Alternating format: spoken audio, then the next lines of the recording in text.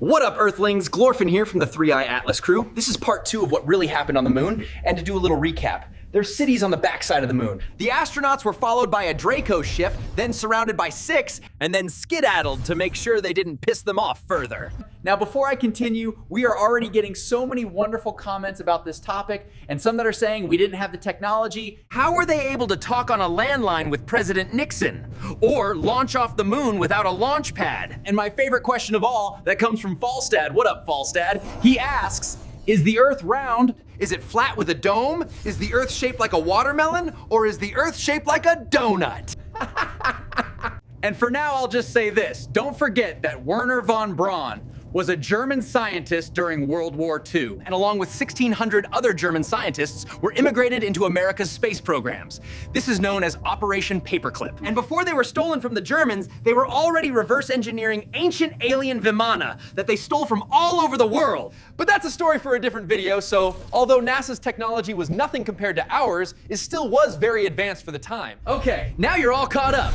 So, when the astronauts returned to Earth and talked to the press, do you remember seeing the bewilderment on their faces? They had just experienced something beyond their belief, and they couldn't tell a soul. You would be pretty in shock too. Later, your government learned that all regions of the moon's surface are already claimed by one race or another. Because of these events, much of the real footage was unusable, because you could see the Draco crafts in the background. It was a mix of real and fake footage that was shot with the expert help of Stanley Kubrick. You know he was in Deep, Eyes Wide Shut? I mean, they had it ready just in case the mission failed so they could still win the space race. They then spliced the footage during the live stream and fooled the world. After that, your government got in contact with the Draco, and despite the many warnings from the Galactic Federation, they made their deal anyways. They agreed to many nefarious things.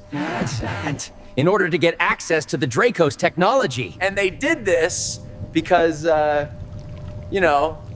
because of money once again. They started reverse engineering the Draco's anti-gravity technology, and the rockets became obsolete overnight. But they had to keep up the illusion that the rocket technology was the best they had, so they completed 6 successful moon landings.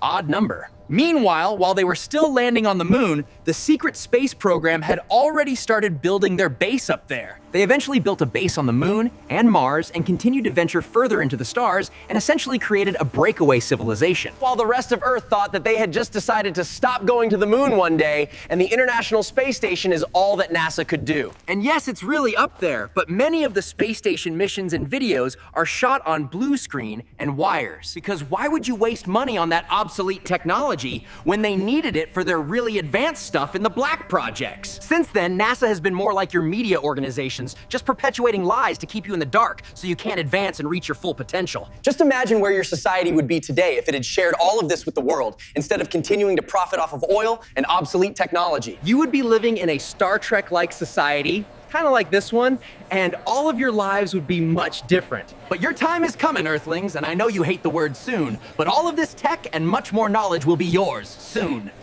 And to answer Lisa's question about Old Buzz saying they never went, he's also a Freemason, so that's expected.